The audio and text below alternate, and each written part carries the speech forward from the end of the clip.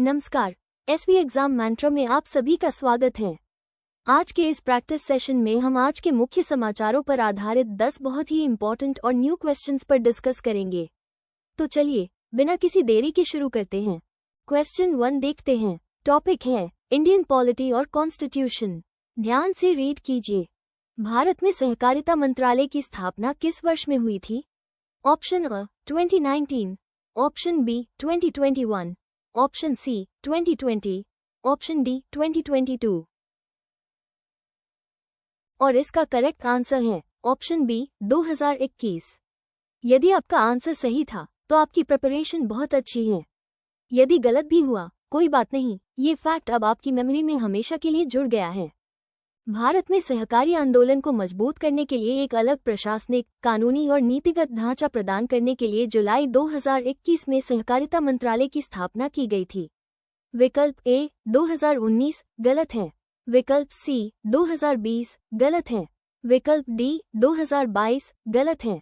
Important exam tip: सहकारिता मंत्रालय का उद्देश्य सहकार से समृद्धि के विजन को साकार करना है। इसे देश में सहकारी आंदोलन को एक नया आयाम देने के लिए बनाया गया था। बढ़ते हैं क्वेश्चन 2 की ओर। हिस्ट्री और कल्चर के इस इंपॉर्टेंट पॉइंट पर ध्यान दीजिए। डॉक्टर श्यामा प्रसाद मुखर्जी को भारतीय जनसंघ की स्थापना के लिए जाना जाता है, जो बाद में किस प्रमुख भारतीय राजनीतिक दल का अग्रदूत बना? ऑप्शन अ भारतीय राष्ट्रीय Congress, option B Bahujan Samaj party, option C Bharatiya Janata party, option D Akhil Bharatiya Trinamool Congress. इस क्वेश्चन का करेक्ट आंसर है ऑप्शन सी यानी भारतीय जनता पार्टी। जिनका अटेम्प्ट सही रहा बहुत बधाई, जिनका गलत हुआ निराश न हो, ये सीखने और इम्प्रूव करने का बेस्ट अपॉर्चुनिटी है। डॉक्टर श्यामा प्रसाद मुखर्जी ने 1951 में भारतीय जनसंघ की स्थापना की, जिसे व्यापक रूप से आधुनिक भारतीय जनता पार्टी भाजपा के वैचारिक और संगठनात्मक अग्रदूत के रूप में मान्यता प्राप्त है।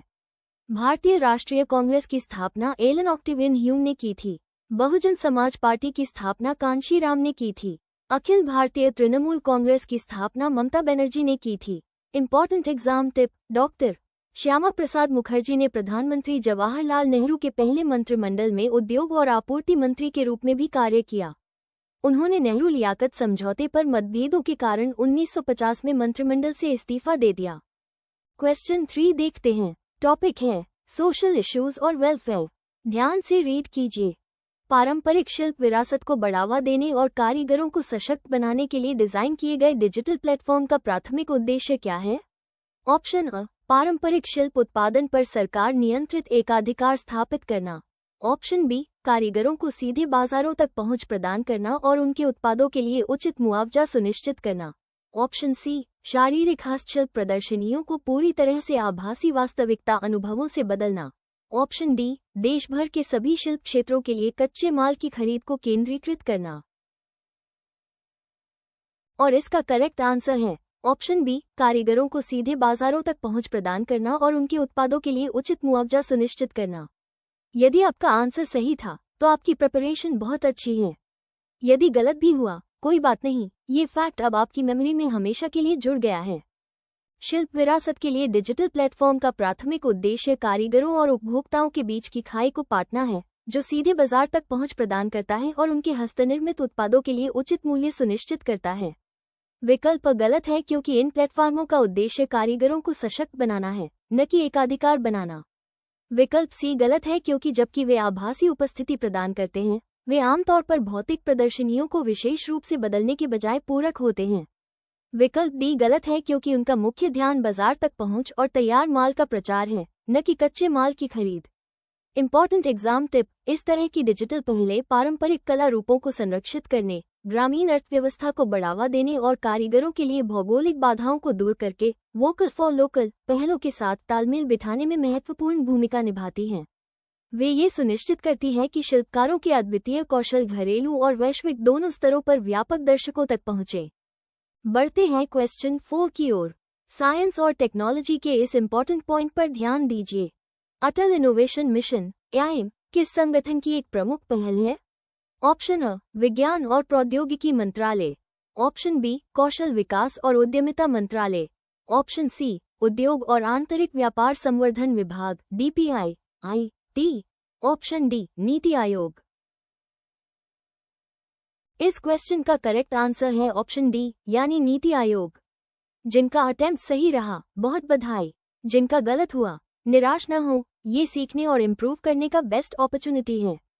अटल इनोवेशन मिशन एम भारत भर में नवाचार और उद्यमिता को बढ़ावा देने के लिए नीति आयोग द्वारा शुरू की गई एक प्रमुख पहल है। विज्ञान और प्रौद्योगिकी मंत्रालय मुख्य रूप से वैज्ञानिक अनुसंधान और विकास पर ध्यान केंद्रित करता है। कौशल विकास और उद्यमिता मंत्रालय कौशल विकास और व्यावसायिक प्रशिक्षण पर ध्यान केंद्रित करता है। DPIIT उद्योगों और आंतरिक व्यापार के प्रचार के लिए जिम्मेदार है। Important exam tip, NITI Aayog Bharat सरकार की प्रमुख नीति थिंक टैंक के रूप में कार्य करता है, जो दिशात्मक और नीतिगत दोनों इनपुट प्रदान करता है। इसकी स्थापना 1 जनवरी 2015 को योजना आयोग के स्थान पर की गई थी, जिसमें प्रधानमंत्री इसकी अध्यक्ष थी। अब आते हैं क्वेश्चन 5 पर। गवर्नमेंट स्कीम्स और पॉलिसीज का ये पहलू अक्सर एग्जाम्स में आता है।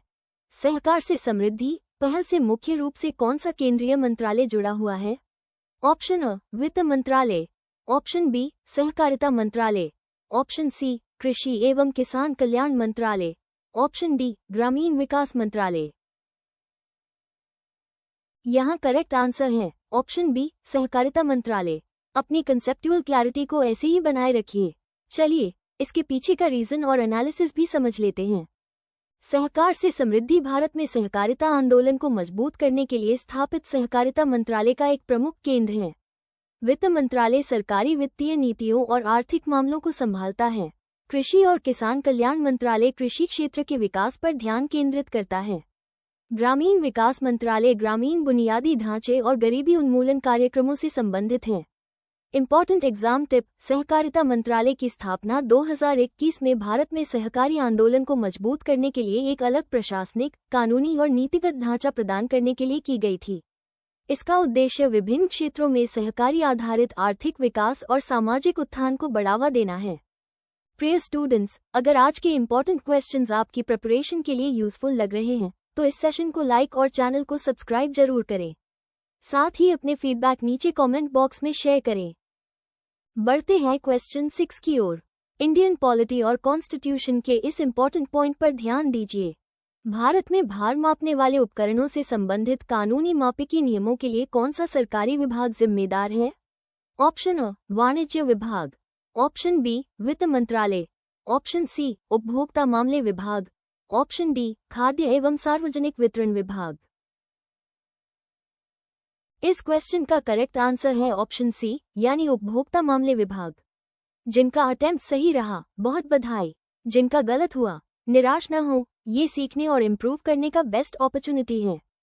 उपभोक्ता मामले विभाग कानूनी माप अधिनियम और उसके नियमों के प्रशासन के लिए जिम्मेदार है। माप में सटीकता और उपभोक्ता संरक्षण सुनिश्चित करता है। वाणिज्य विभाग व्यापार और संबंधित नीतियों से संबंधित है। वित्त मंत्रालय आर्थिक और राजकोषीय नीतियों को संभालता है।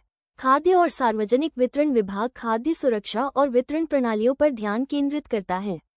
इम्पॉर्टेंट एग्जाम टिप, भारत में भार और माप के मानकों को नियंत्रित करने के लिए कानूनी माप विज्ञान अधिनियम 2009 लागू है। इसका मुख्य उद्देश्य माप से जुड़े सभी वाणिज्यिक लेन देन में सटीकता और उपभोक्ता सुरक्षा सुनिश्चित करना है। क्वेश्चन 7 देखते हैं। टॉपिक है इंडियन पॉलिटी और कॉन्स्टिट्यूशन। ध्यान से रीड कीजिए। भारत में राज्य विधानसभाओं के चुनाव कराने के लिए कौन सा संवैधानिक निकाय जिम्मेदार है? ऑप्शन अ राज्य निर्वाचन आयोग, ऑप्शन बी भारत निर्वाचन आयोग, ऑप्शन सी भारत की संसद, ऑप्शन डी गृह मंत्रालय। और इसका करेक्ट आंसर है ऑप्शन बी भारत निर्वाचन आयोग। यदि आपका आंसर सही था तो आपकी प्रिपरेशन बहुत अच्छी है। यदि गलत भी हुआ कोई बात नहीं, ये फैक्ट अब आपकी मेमोरी में हमेशा के लिए जुड़ गया है। भारत निर्वाचन आयोग एक संवैधानिक निकाय है जो संसद, राज्य विधानसभाओं और राष्ट्रपति और उपराष्ट्रपति के कार्यालयों के लिए चुनाव कराने के लिए जिम्मेदार है। राज्य निर्वाचन आयोग पंचायतों और नगरपालिकाओं के लिए चुनाव कराता है। भारत की संसद सर्वोच्च विधायी निकाय है, चुनाव कराने वाला निकाय नहीं। गृह मंत्रालय आंतरिक सुरक्षा के लिए जिम्मेदार है, चुनाव कराने के लिए नहीं। Important exam tip. भारत निर्वाचन आयोग संविधान के अनुच्छेद 324 के तहत स्थापित एक स्वायत्त संवैधानिक प्राधिकरण है। यह निर्वाचन क्षेत्रों और मतदाता सूचियों के परिसीमन जैसे मुद्दों से भी संबंधित है। बढ़ते हैं क्वेश्चन 8 की ओर। साइंस और टेक्नोलॉजी के इस इम्पोर्टेंट पॉइंट पर ध्यान दीजिए। खगोल विज्ञान की कौन सी शाखा मुख्य रूप से खगोलीय पिंडों का अवलोकन और अध्ययन करने के लिए रेडियो तरंगों का उपयोग करती है? ऑप्शन अ प्रकाशिक खगोल विज्ञान, ऑप्शन बी रेडियो खगोल विज्ञान, ऑप्शन सी एक्स-रे खगोल विज्ञान, ऑप्शन डी गामा किरण खगोल विज्ञान। इस क्वेश्चन का करेक्ट आंसर है ऑप्शन बी यानी रेडियो खगोल विज्ञान। जिनका अटेम्प्ट सही रहा बहुत बधाई, जिनका गलत हुआ निराश न हो, ये सीखने और इम्प्रूव करने का बेस्ट अपॉर्चुनिटी है। रेडियो खगोल विज्ञान वो विशिष्ट शाखा है जो खगोलीय वस्तुओं से उत्सर्जित या परावर्तित रेडियो तरंगों का पता लगाकर और उनका विश्लेषण करके उनका अध्ययन करती है। ऑप्टिकल खगोल विज्ञान दृश्य प्रकाश पर ध्यान केंद्रित करता है। एक्स-रे खगोल विज्ञान एक्स-रे स्पेक्ट्रम में खगोलीय वस्तुओं का अवलोकन करता है। गामा रे खगोल विज्ञान गामा किरणों का उपयोग करके ब्रह्मांड में सबसे ऊर्जावान घटनाओं का अध्ययन करता है। Important exam tip. Black hole दिक्काल के ऐसे क्षेत्र हैं जहां गुरुत्वाकर्षण इतना प्रबल होता है कि प्रकाश भी नहीं बच पाता। ब्लैक होल गतिविधि और दूर की आकाशगंगाओं जैसी घटनाओं का पता लगाने के लिए रेडियो खगोल विज्ञान महत्वपूर्ण है, जो अक्सर अन्य प्रकार के दूरबीनों से अदृश्य होती हैं। क्वेश्चन 9 देखते हैं। टॉपिक है इकोनॉमी और फाइनेंस। ध्यान से रीड कीजिए।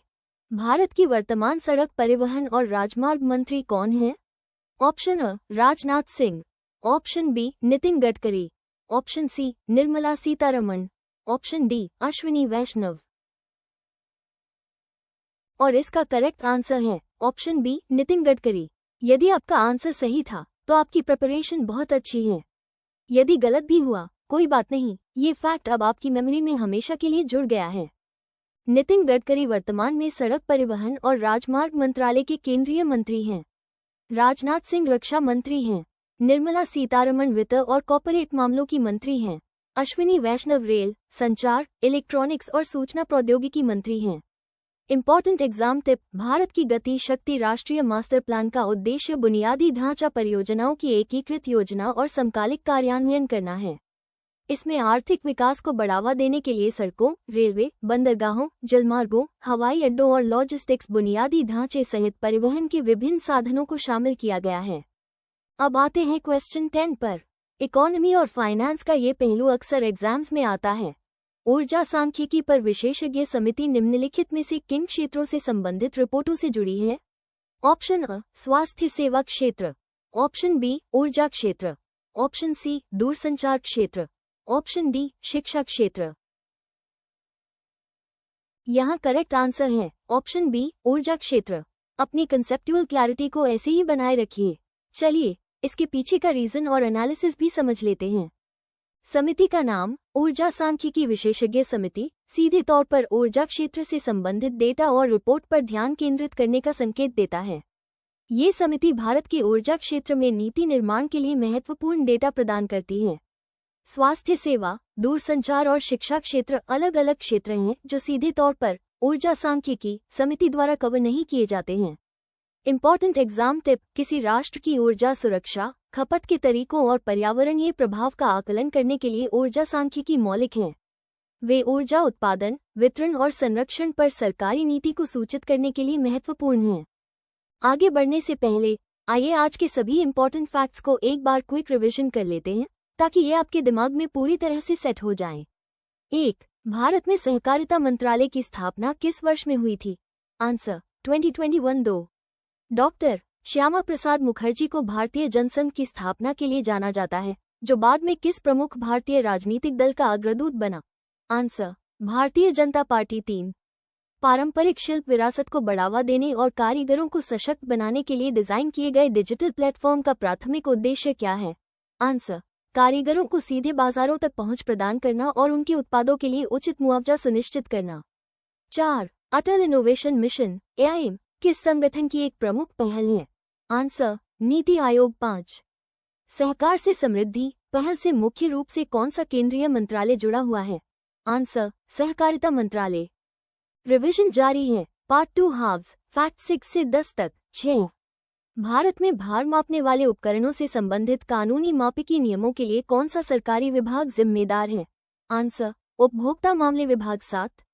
भारत में राज्य विधानसभाओं के चुनाव कराने के लिए कौन सा संवैधानिक निकाय जिम्मेदार है? आंसर, भारत निर्वाचन आयोग। 8. खगोल विज्ञान की कौन सी शाखा मुख्य रूप से खगोलीय पिंडों का अवलोकन और अध्ययन करने के लिए रेडियो तरंगों का उपयोग करती है? आंसर, रेडियो खगोल विज्ञान। 9. भारत की वर्तमान सड़क परिवहन और राजमार्ग मंत्री कौन है? आंसर, नितिन गडकरी। 10.